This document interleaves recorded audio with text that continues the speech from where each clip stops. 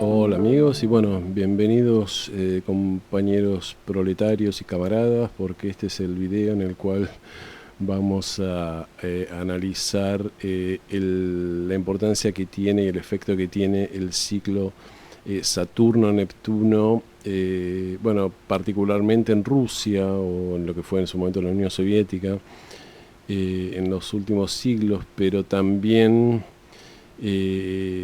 bueno, cómo afectó esto un poco a lo que sería el movimiento comunista o el movimiento socialista internacional, ¿no?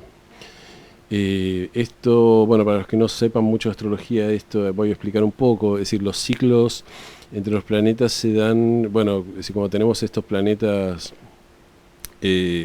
transpersonales, uno de ellos es Neptuno, ¿no? Es decir, tenemos tres planetas transpersonales que son Urano, Neptuno y Plutón, y después tenemos dos planetas que los antiguos consideraban los planetas sociales, que son Júpiter y Saturno. Y estos planetas, cuando digamos, forman ciclos entre sí, ¿no?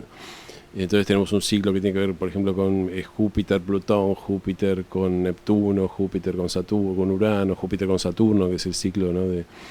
de los cronocatores, que es muy importante. Y después, bueno, uno de los ciclos que tenemos es el ciclo entre Saturno y Neptuno, ¿no?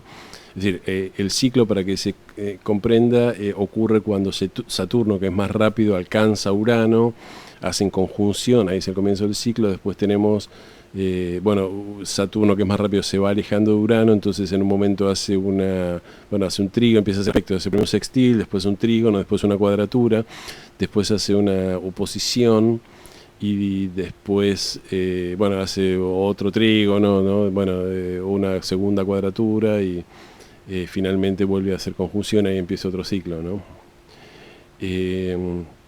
Los ciclos entre los planetas están estudiados, es decir, digamos, cuando hacen conjunción de alguna manera se dispara algo, y después ese algo que se dispara y que comienza a crecer con la conjunción digamos, llega como una especie de pico con la oposición, y después cuando se completa el ciclo, después cuando hay una cuadratura, la última cuadratura, ciertos aspectos de ese ciclo que no son sostenibles se acaban, y después empieza de vuelta el ciclo. Bueno, todo esto está estudiado, ¿no? Pero no quiero perderme un poco en la teoría, porque quiero mostrar un poco la aplicación práctica de esto. Mientras los que están viendo en video, el presidente Vladimir Putin nos mira fijamente con sus ojos, ¿no? de líder de la madre Rusia. El ciclo de Saturno y Neptuno, según muchos astrólogos, bueno, no solamente es clave en todo lo que tiene que ver con Rusia y con todo lo que son los movimientos comunistas y socialistas, ¿no?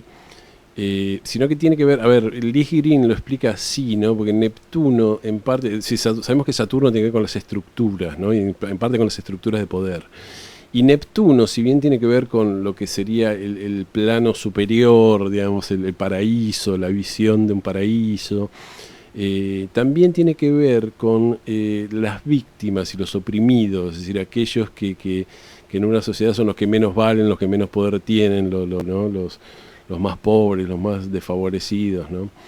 Y entonces el plano, es decir, esta danza entre Saturno y Neptuno parece tener que ver con empoderar de alguna manera o cambiar un poco la estructura de aquellos que más sufren en la sociedad, los más pobres, etcétera, los trabajadores, los proletariados, como se quiera llamar. Hay algo muy interesante, ¿no? Que es que la Argentina, acá no me quiero meter en cuestiones locales, pero la Argentina, fíjense que tiene Neptuno en la casa 2, ¿no? En la casa 2 es la riqueza de un país, las posesiones del país, ¿no? Y Neptuno tiene que ver, entre otras cosas, no solo con los pobres, sino con la cosa de... Es decir, Neptuno es un planeta que no tiene fronteras, todo es de todos en Neptuno, porque estamos en el plano espiritual, entonces no hay diferencia entre vos y yo, lo tuyo y lo mío. Y fíjense que en la Argentina es terriblemente fuerte esta idea de el Estado, es decir, el dinero tiene que ser repartido entre los pobres, tiene que repartir la riqueza. Esto es algo que se escucha desde tiempos inmemoriales, ¿no? Que Argentina es un país rico, tenemos que repartir la riqueza, tenemos que ayudar a los pobres, tenemos que dar contención social a los que menos tienen. Cada vez que pasa algo, siempre los políticos dicen, porque acá esto lo hacemos para defender a los que menos tienen, ¿no? Y bueno, en nombre de defender a los que menos tienen, después cometen barbaridades, ¿no? Fijémonos también, por supuesto, que Argentina tiene Urano en la casa 2, entonces con Urano en la casa 2 también hay una, digamos, otra mitad de la gente que piensa que no, que la economía tiene que estar en manos, tiene que ser liberal y estar en manos privadas, que eso tiene que ver con Urano.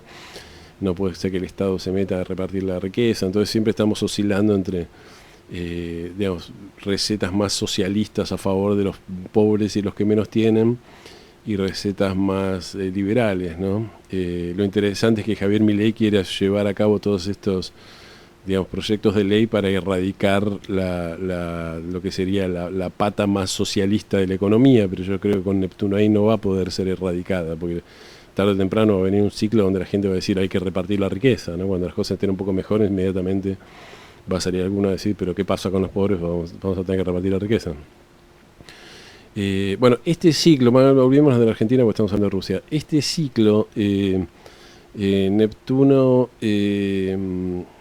Saturno-Neptuno, tiene mucho que ver con la historia del comunismo, la historia del socialismo y sobre todo la historia de Rusia, ¿no? Y es muy interesante verlo, ver en qué años ocurrieron las conjunciones entre Saturno y Neptuno, y qué estaba pasando en Rusia y qué estaba pasando en lo que sería el movimiento comunista y socialista, ¿no?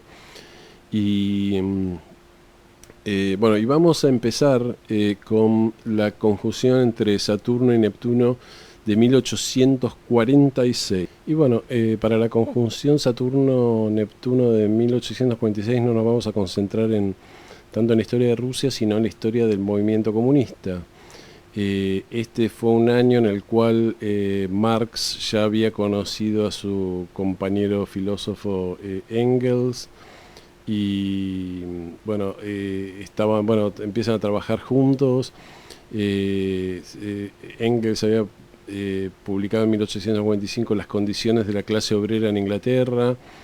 En 1847 Karl Marx escribe La pobreza de la filosofía, un panfleto, y ocurre en 1848, esto es algo que mucha gente no sabe, pero 1848 fue considerado el año de las revoluciones. Estallan revueltas a favor, digamos, revoluciones y revueltas digamos, con la idea de un poco de proteger a los pobres, ¿no?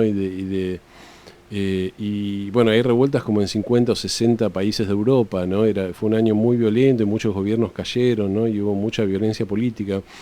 Y en 1848, ¿no? Es decir, digamos, dentro de todavía estaba la conjunción Saturno-Neptuno, Marx y Engels publican lo que sería, bueno, no un libro, más un panfleto político que era el manifiesto comunista, ¿no? El manifiesto comunista, por supuesto, es lo que podremos llamar casi el evangelio, ¿no? El texto fundacional de todo el movimiento socialista y comunista, ¿no? de Europa y del mundo, ¿no? Y esto ocurre con bueno, dentro de un poco de la orbe de la conjunción entre Saturno y Neptuno de 1846. El próximo aspecto que vamos a ver es la oposición. Vamos a ver solamente conjunciones y oposiciones, ¿no? Porque si no, nos vamos a estar haciendo un video de 14 horas. La siguiente oposición se da, decía, en 1862-1863, ¿no? Es decir, la oposición de Saturno a Neptuno. Entonces esto debería traer consecuencias prácticas del idealismo que se había plantado con la conjunción, ¿no? ¿Y qué ocurre un poco antes de la oposición de Saturno a Neptuno? Bueno, en 1860 los siervos rusos, que todavía Rusia tenía un sistema feudal, ¿no? Con siervos que venían con la tierra, ¿no? Y el señor feudal, son liberados, se convierten en personas libres, en boga un poco con las ideas del momento. Y fíjense qué interesante, porque en 1860 también es el año que empieza la guerra civil de los Estados Unidos con la idea de liberar a los esclavos, ¿no? Es decir, entonces se da, es decir, fíjense cómo Saturno, el ciclo de Saturno y Neptuno siempre tiene que ver un poco con los más oprimidos, con los que están en la cola de la sociedad, con los que menos tienen, con los que menos libertad tienen y eso, ¿no? Entonces, bueno, en Estados Unidos se terminan liberando después de este ciclo los esclavos, la guerra civil creo que termina en 1864, en 1860 se habían liberado los siervos en Rusia. En Rusia en 1862, que coincide un poco con este aspecto que estamos hablando, hay un líder radical, ¿no?, revolucionario que se llama Chernyashevsky, que publica un panfleto que era algo así como qué hacer, que era un manual de instrucciones para hacer una revolución al zar, ¿no?, para hacer una revolución. Entonces, bueno, en el 63 Abraham Lincoln proclama la emancipación de todos los esclavos, en el 63, en 1863 fue. En 1864, digamos, el primer partido socialista se establece en Alemania, ¿no? Y en 1865 se hace la primer internacional comunista, ¿no? Pero se pelean, hay dos tipos de rivales, ¿no? Los marxistas y los anarquistas y los marxistas no se ponen de acuerdo en nada, entonces esto termina un poco en un fracaso. Bueno, la siguiente conjunción Saturno-Neptuno se da en 1882, esto da comienzo a un nuevo ciclo. Cada vez que se da un nuevo ciclo es como que, bueno, se tratan un poco las mismas temáticas que en el ciclo anterior, pero de una manera como de un nuevo comienzo y de una manera mucho más refinada, ¿no?, se podríamos decir.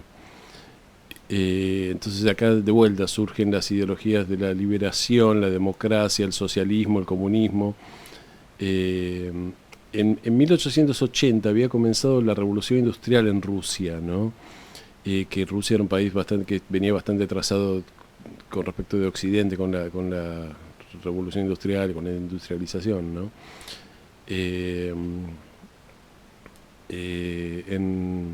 Digamos, en los países de Europa Occidental y en Estados Unidos ya había, digamos, grandes compañías y el capitalismo estaba, digamos, bien instalado, ¿no? Pero en Rusia recién empezaba, y esto significa un poco que todos los siervos y los que habían sido campesinos toda su vida, que habían sido liberados en la oposición anterior, hacia 1860,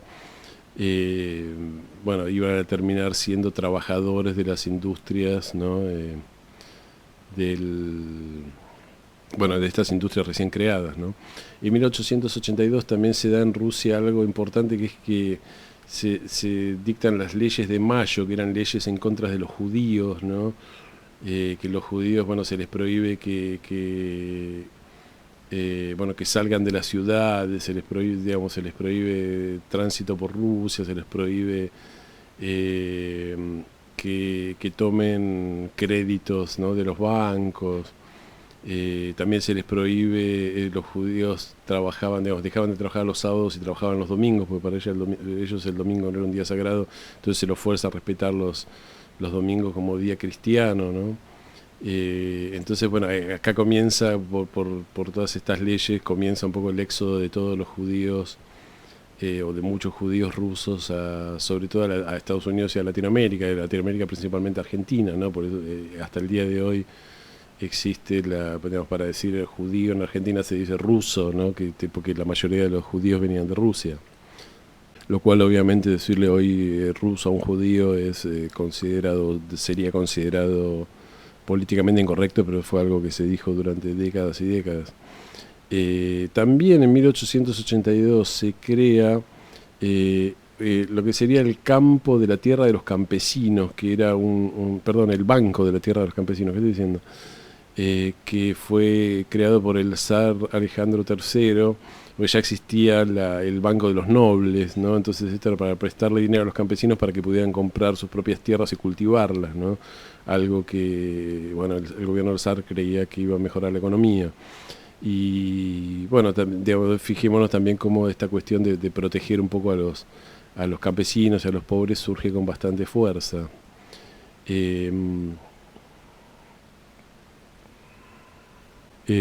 También se da, Bueno, para este momento en Rusia ya había bastantes organizaciones revolucionarias y había una policía secreta llamada Okhrana que, digamos, actuaba con violencia para suprimir la acción de estas organizaciones radicales, ¿no? En 1882 en Alemania se legisla por primera vez acerca de se introducen los seguros sociales, ¿no? Que era algo que nunca se había escuchado antes. En 1884 en Gran Bretaña hay una sociedad que se llamaba las Fabian Society, la Sociedad Fabiana, que establece o declara que ellos apoyan el socialismo estatal, ¿no? Que después esto se transforma, esta doctrina es adoptada por el partido laborista, el Labour Party, ¿no? El Partido de los Trabajadores, del trabajo, del laborista. Y entonces una de las ideas que ocurre acá es que comienza un poco a dividirse el socialismo europeo como en dos ramas, ¿no? Una rama iba a llevar un poco a la sociedad de bienestar democristiana, ¿no? Democráticas, como en Suecia, en Gran Bretaña, con los seguros sociales, con todo ese tipo de cosas, y la otra con la creación, lleva a la creación de los estados comunistas, era el comunismo puro y duro, revolucionario, ¿no? Y a la Unión Soviética, ¿no? Entonces, digamos, la izquierda de alguna manera se empieza a dividir en esas dos facciones, los socialdemócratas que creían en no en cambiar todo de manera un Estado comunista, sino en dar, digamos, más leyes a los obreros y todo ese tipo de cosas, con y bueno, los revolucionarios comunistas que acá en Argentina serían el Partido Obrero y un poco todos esos que tiran bombas molotov y gritan y quieren la revolución total. Bueno, el siguiente punto del ciclo se da con la oposición entre Saturno y Neptuno. Esta oposición se da un par de veces entre 1899 y 1900, ¿no? Recuerden que los planetas se ponen retrógrados, entonces hacen oposición, después salen, después vuelven a tener oposición, o el aspecto que sea, y más estos planetas que son muy lentos tardan por ahí un par de años en en pasar por un aspecto en particular, ¿no? Y en 1899 lo que podemos esperar es que de alguna manera la semilla que había sido plantada en 1882 de alguna manera, bueno, de frutos y empiece a verse, ¿no? Claramente en Rusia había habido una serie de revueltas y huelgas en contra del zar Nicolás III, que había sido perdón, del zar Nicolás II, ¿no? que era bastante absolutista, ¿no? Él había llegado al poder en 1894, sucediendo al zar Alejandro III, ¿no? Y digamos, estas huelgas y estas, digamos, protestas fueron un poco la preparación para después lo que iba a ser la Revolución Comunista de 1917, ¿no? En 1897, en Gran Bretaña, dos socialistas llamados Sidney y Beatrice Webb publican un panfleto llamado Democracia Industrial, ¿no? Donde ponen un poco una serie de ideas de cómo democratizar o socializar la masa de obreros, ¿no? Y mejorar las condiciones de los obreros. En Rusia se establece el Partido Democrático de los Trabajadores, ¿no? Para este momento ya el mundo se empieza a industrializar muy rápido. En China, por ejemplo, hay un montón de industrias que empiezan a crecer con una clase trabajadora de obreros cada vez más grande. En 1902 se funda el Partido Revolucionario Social ¿no? en Rusia. Mientras, bueno, hay una huelga muy grande de los mineros de carbón, ¿no? Entonces, lo que surge acá muy fuerte también es las diferencias entre el socialismo más moderado, que quería llegar al poder a través de elecciones, a través de una, digamos, establecer, digamos, gobiernos, como decía antes, como socialdemócratas, con medidas para los obreros, pero dentro de la que es la tradición de la democracia occidental, y los radicales extremos como Lenin y eso, o Trotsky, que querían hacer una revolución y, digamos, tomar el poder. Y esto lleva a la separación entre los mencheviques y los bolcheviques, ¿no? que se va a dar cuando, bueno, cuando después se haga la revolución comunista, va a haber una pelea entre estas facciones y van a ganar obviamente los bolcheviques, que eran los más radicalizados, ¿no?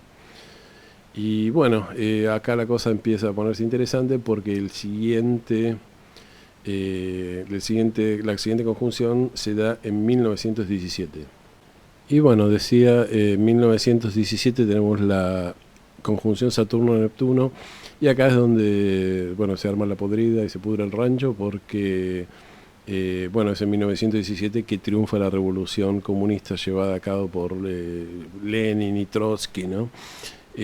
Rusia estaba en ese momento peleando la Primera Guerra Mundial, era una de las grandes potencias que estaban peleando la Primera Guerra Mundial, pero estaba teniendo derrotas, y entonces, como estaban teniendo derrotas, el zar dijo que se iba a hacer cargo del ejército ruso, pero el zar no era una estratega militar, con lo cual digamos, las derrotas siguieron con y la gente empezó a echarle la culpa de las derrotas al zar, porque él era el responsable último del ejército, ¿no? Y la zarina, la esposa del zar, era alemana, entonces decían, ¿cómo puede el zar tener, digamos, empiezan a acusar al zar de colaborar con el enemigo porque su esposa era nacida en el país enemigo, ¿no? Y bueno, y empieza a haber un gran descontento, ¿no? Entonces, bueno, finalmente la autoridad del zar cae y se hace la revolución, que en realidad la revolución se ocurrió en 1917, dos revoluciones: la revolución de febrero, que obviamente cayó en marzo, porque en Rusia usaban el calendario juliano, ¿no? Que no era el calendario gregoriano que usamos nosotros, ¿no? Entonces para ellos era febrero, pero para el resto del mundo era en marzo, ¿no? Y después la revolución de octubre, que esa la hicieron los más moderados, los mencheviques, ¿no? Pero bueno, no había un líder claro y había todo un gran caos, y entonces se produce otra revolución en octubre, en lo que sería el octubre ruso, del calendario que usaban los rusos, que era el calendario de noviembre para el resto del mundo, el calendario que usamos ahora, el calendario gregoriano. Y bueno, básicamente Lenin llega al poder y establece un poco lo que después fue el gobierno comunista de la Unión Soviética. La revolución no triunfó de un día para otro. Hubo una guerra civil en Rusia porque había un ejército, estaba el ejército rojo, que era el ejército del gobierno comunista, o de la facción de los bolcheviques, y había un ejército que se llamaba el ejército blanco, que era un ejército contrarrevolucionario, y bueno, lucharon durante años, y finalmente hacia 1922 me parece que se impuso el ejército de los bolcheviques, ¿no? En 1924 muere ¿cómo se llama? Lenin, que era había sido el premier, el líder de la revolución, y queda en su lugar Stalin, ¿no? Stalin empieza a imponer un reinado casi del terror, ¿no? Pero bueno, esto lo vamos a ver en el siguiente escalón de este ciclo, que se da en 1936. Bueno, un poco antes de 1936, cuando se da la siguiente oposición entre Saturno y Neptuno, tenemos que, bueno, en 1933 la Unión Soviética se une a lo que en ese momento se llamaba la Liga de las Naciones, que era como el precursor de la ONU, que se había armado después de la Primera Guerra Mundial para tratar de solucionar los problemas políticos de entre las naciones, digamos, con diplomacia y no a través de la guerra, ¿no? Entonces la Unión Soviética empieza a ser más aceptada por la comunidad internacional, pero Stalin comienza las terribles purgas que terminaron con millones de muertos, ¿no? Este es un momento bastante tenso porque llega Hitler al poder en 1933, ¿no? Y en 1933 el presidente Roosevelt, estábamos en plena depresión económica, ¿no? Con Neptuno en Virgo, yo hice un video acerca de esto, y el presidente Roosevelt lanza lo que se llamó el New Deal, ¿no? Que tenía que ver con esta idea keynesiana de aplicar, digamos, políticas activas para reactivar la economía a partir del Estado, ¿no? En 1934 comienza en China lo que se llamó la Larga Marcha, es decir, el comunismo chino que quería hacer una revolución al mando de Mao Zedong. Tiene una serie de derrotas y comienza, digamos, para no ser derrotado, una larga marcha hacia el interior de China para reagruparse, ¿no? Entonces, después, bueno, iban a tomar el poder en 1949, ¿no? Entonces comienza un poco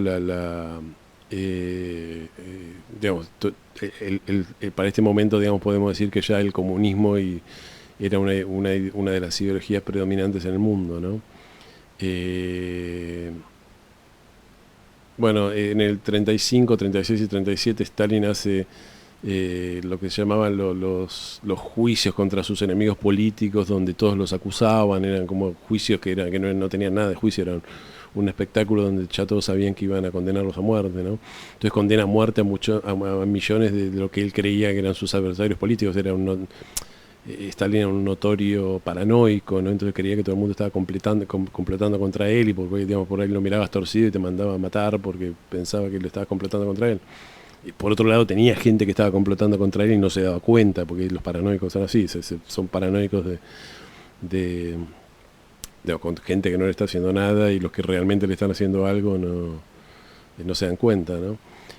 Una de las cosas que le pasa a Stalin es que Stalin manda fusilar a la mayoría de los generales del ejército. Entonces, cuando Hitler invade Rusia, no tenía nadie capaz en el ejército, porque había puesto nada más que los chupamedias de él, que ninguno sabía cómo generar un ejército, ¿no? Cómo controlar un ejército, cómo mandar un ejército. Entonces, digamos, parte de todos los millones de muertos que tuvo Rusia en la Segunda Guerra Mundial fueron por culpa de estas purgas inútiles que había hecho Stalin, ¿no?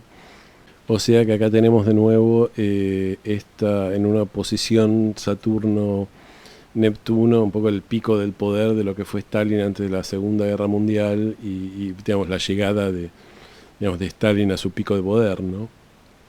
Bueno, el siguiente ciclo comienza en 1953 y comienza con simplemente la muerte de Stalin, ¿no? Stalin había estado 29 años en el poder, había sido responsable por la muerte de 10 millones de rusos, no por la guerra, sino por las purgas que él había hecho. Los había mandado a Siberia, los había mandado a fusilar.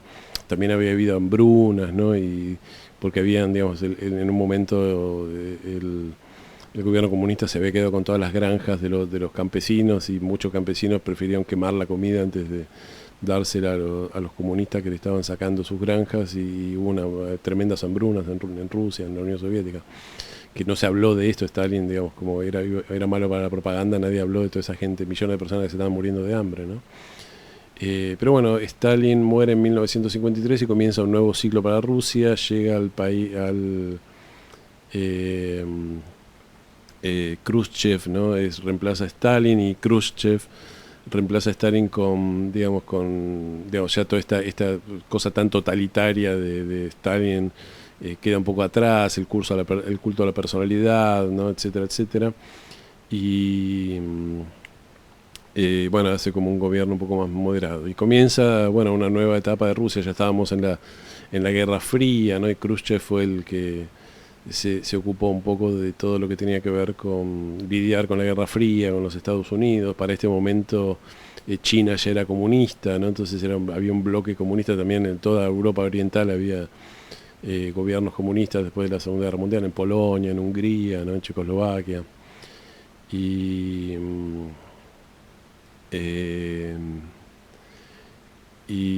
bueno, se da un cambio muy grande con el nuevo ciclo o sea, hasta ahora habíamos tenido el ciclo de 1846, donde nace el comunismo, el ciclo de 1882, donde comienza la industrialización de Rusia, por lo tanto se crea la clase obrera. Después habíamos tenido el ciclo de 1917, donde se da la revolución comunista, y en 1953 tenemos el fin del estalinismo y el comienzo verdaderamente de la Unión Soviética post-Stalin y de la Guerra Fría, ¿no? Y bueno, vamos al siguiente capítulo en este ciclo, que se dio exactamente en Bueno, decía la siguiente oposición Saturno-Neptuno se da en 1971 1972, y esto coincide con un acercamiento entre los países comunistas y Occidente. Por esta fecha es que bueno, el vicepresidente Nixon firma, perdón, el presidente Nixon, que había sido el presidente de Eisenhower en los años 50, ya era presidente, viaja a China y firma como retoma relaciones con la China comunista. Y en 1971 se firma un tratado SALT, se llamaba SALT, que significaba exactamente Strategic Arms Limitation Talks, ¿no? Que las conversaciones para la limitación de las armas estratégicas, ¿no? Que era básicamente un tratado de desarme de las grandes potencias que se comprometían a desarmar parte de su arsenal nuclear, ¿no? Y entonces, bueno, este es un poco si ya tenemos, después de la idea, digamos, del ciclo que había comenzado en 1953 con la muerte de Stalin, con la idea de hacer de la Unión Soviética tener un gobierno menos violento, menos represivo, menos respetable. Esto llega como, bueno, en lugar de estar peleándonos con todo el mundo, estamos llegando a la paz, etcétera. Esto se da con Plutón entrando en Libra, por supuesto yo no lo mencioné en el video de Plutón en Libra, pero fíjense, Plutón en Libra tiene que ver con la paz, con la diplomacia, etcétera, etcétera. También se firmaron otros acuerdos de paz importantes, como el Acuerdo de Paz de París entre Israel y Egipto, etcétera, pero bueno, eso no tiene que ver con lo que estamos hablando. El siguiente ciclo comienza en 1989 y bueno, una buena parte de la gente que está mirando esto lo recordará, que ocurre en 1989. Bueno, se cae el muro de Berlín, se acaba un poco la influencia de la Unión Soviética, los países comunistas de Europa Oriental, como Checoslovaquia, Polonia, Lituania, Estonia, Ucrania, es decir, la Unión Soviética deja de tener influencia sobre ellos, de imponerles regímenes comunistas, y vuelven a tener elecciones y gobiernos democráticos en mucho tiempo, quizá algunos de ellos por primera vez en la historia, ¿no? Hungría, Rumania, todos esos países. Y comienza un poco la desaparición de la Unión Soviética, que se termina dando en 1991, cuando hay un intento de golpe comunista para retomar el poder, lo dan los sectores comunistas del ejército, pero sobre todo Boris Yeltsin, ¿no? Logra, que era el premier, no el premier era, digamos, todavía estaba Gorbachev en el poder, pero como era una unión de repúblicas, la Unión Soviética, el mandatario ruso era Boris Yeltsin, y Yeltsin logra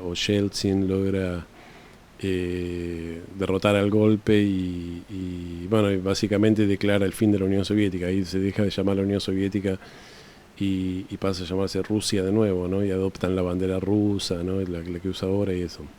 Por supuesto, la caída de la Unión Soviética lleva un momento de anarquía, entonces se empiezan a formar como mafias, ¿no? Y hay un sálvese quien pueda, nadie daba trabajo, el ejército estaba, digamos, los militares empezaron a hacer negocios vendiendo los tanques de guerra, ¿no? Y haciendo, digamos, cobrándolo ellos, no el país, ¿no? Hay una historia en Netflix, hay un documental muy bueno de que unos ¿cómo se llama? Que unos narcotraficantes van a la Unión Soviética a ver si les venden un submarino ruso para poder contrabandear cocaína a los Estados Unidos en submarino, ¿no? Y es muy gracioso, van a hablar con un general de la Armada, con un almirante, y el almirante le dice, ¿lo quieren con misiles nucleares o sin misiles nucleares? ¿No? Porque el tipo no le importaba si que querían hacer negocios y si tenían que venderle misiles nucleares a un contrabandista de droga o a un cartel de droga, lo iban a hacer, no les importaba. Es más, esa operación se detiene porque la CIA se da cuenta que había algo raro, digamos, estaban espiando en Rusia, y se dan cuenta que había gente rara de Colombia o de no sé qué país era en la Unión Soviética, y dicen, no se les ocurra venderle un submarino a estos tipos, ¿no? Pero bueno, fue un periodo de desintegración total de la sociedad rusa. De ahí surge, obviamente, necesitaban un líder, alguien que ordena la cosa, y termina surgiendo Vladimir Putin, ¿no? Pero bueno, eso lo vamos a ver en en la siguiente, en el siguiente paso de este ciclo, o en el siguiente escalón de este ciclo. Comienza había comenzado un ciclo en 1989 con la caída del muro de Berlín y la liberación del comunismo de los países de Europa Oriental. El único comunista que queda en el mundo creo que es Kisilov, ¿no? O marxista, no sé si comunista es la palabra. Por supuesto estábamos en el tiempo de Plutón en Escorpio, ¿no? Que finales de las cosas, ¿no? La Unión Soviética además estaba Plutón transitando sobre su sol, ¿no? El sol de la Revolución de Octubre, que en realidad había sido en noviembre en Escorpio. En el año 2006 Putin ya estaba en el poder de 1999 y es el año que Putin llega un poco al poder y se establece como el gran líder de Rusia, cosa que sigue hasta hoy, ¿no? En el año 2006 Rusia formaba parte del G8, el grupo de los ocho países más poderosos del mundo, y le tocaba la presidencia, ¿no? Entonces por ser el presidente del G8, Rusia crece en un poco su prestigio internacional, ¿no? Y también fue el año, por esos momentos, que Rusia tiene una compañía de gas llamada Gazprom, con Z, Gazprom, que que es del Estado y que tiene un poco el monopolio de la energía. Y Rusia, había un montón de países que dependían del gas, sobre todo el gas que les enviaba Gazprom, ¿no? Entonces Putin lo que empieza a hacer es, cuando tenía gobiernos con los que tenía problemas, les empezaba a subir arbitrariamente el precio del gas, con lo cual todos los que dependían del gas de Rusia empiezan a decir, bueno, a este loco mejor no vamos a contradecirlo porque nos va a empezar a subir el precio del gas. También yo decía, cuando Putin llega al poder, Rusia había grupos mafiosos, las famosas mafias rusas, ¿no? Que tenían el poder sobre, como el Estado se había destruido, el poder había quedado en poder justamente en manos de señores que eran básicamente mafiosos, ¿no? Y que eran los que controlaban montones de cosas que antes controlaba el Estado. Entonces Putin lo que hace de alguna manera es disolver todos esos grupos o derrotar a todos esos grupos y volver a que el Estado controle todo, ¿no? O el gobierno central de Rusia tenga la suma un poco del poder, lo cual en algún punto es bueno, pero por otro lado fue malo porque Putin obviamente empezó a abusar de ese poder, ¿no? Empezó a matar periodistas críticos primero y empezaron a morir de forma misteriosa, después opositores, y Putin había sido director de la KGB, ¿no? Entonces evidentemente no sabía bien cómo eliminar a alguien sin que se notara.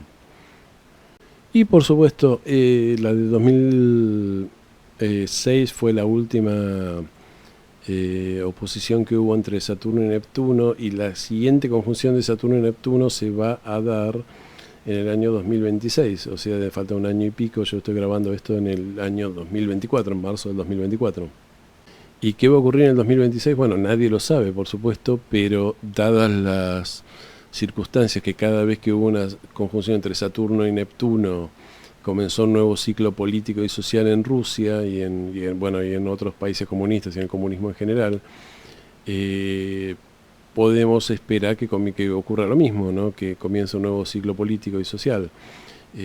Para ocurrir esto tendría obviamente que dejar el poder Vladimir Putin, ya sea porque se muere o porque lo echan del poder o porque le hacen un golpe o porque lo derrotan en la guerra o por lo que sea, ¿no? Con lo cual, este es un poco lo que están debatiendo un poco los astrólogos, es, bueno, ¿qué va a pasar con Putin en 2026, ¿no? Algunos dicen que se va a morir, otros dicen que le van a hacer un golpe, otros dicen que a lo mejor no pasa nada, no sé. Pero debería ocurrir algo, ¿no? Nadie cree que sea derrotado en elecciones justas porque se sabe que Putin, las elecciones son fraudulentas, ¿no? Y no, los verdaderos opositores no lo dejan participar en las elecciones, ¿no? Además, bueno, tiene cierto apoyo de los rusos, ¿no? Así que es posible que gane las elecciones en forma honesta, ¿no? También. Pero bueno, no se sabe exactamente lo que va a pasar, pero dada la historia del ciclo Saturno-Neptuno en Rusia, es posible, todo el mundo está esperando, todos los astrólogos, toda la gente que hace astrología mundana está empezando a que comience un nuevo ciclo político en Rusia alrededor de 2026, no va a ser exactamente quizás en 2026, puede ser 2027, 2028, pero va a ocurrir. Y bueno, antes que nada quiero también dar crédito porque una parte de lo que mencioné en este video lo saqué de un de un sitio muy completo que se llama cyclesofhistory.com, ciclosdelahistoria.com, que está en inglés, que uno de los ciclos, digamos, habla de astrología y la sincronicidad que hay entre los planetas y los bueno, lo que ocurre en la historia. Y bueno, ellos hablan en parte del ciclo este de Saturno y Neptuno y la historia del comunismo y de Rusia y eso. Lo saqué de otras fuentes también y esto es bastante conocido, ¿no? Y también hice una parte de desarrollo personal mío, ¿no? Leyendo en Wikipedia, en otras fuentes, pero quería, digamos, no quiero que me acusen de robar contenido sin mencionarlo. Así que bueno, amigos y camaradas, fíjense la importancia que tiene este ciclo Saturno-Neptuno en la historia rusa y cómo se da sincrónicamente que cada vez que hay una conjunción Saturno-Neptuno, bueno, comienza un poco un nuevo capítulo en la historia de Rusia o lo que fue también la Unión Soviética, eso, ¿no?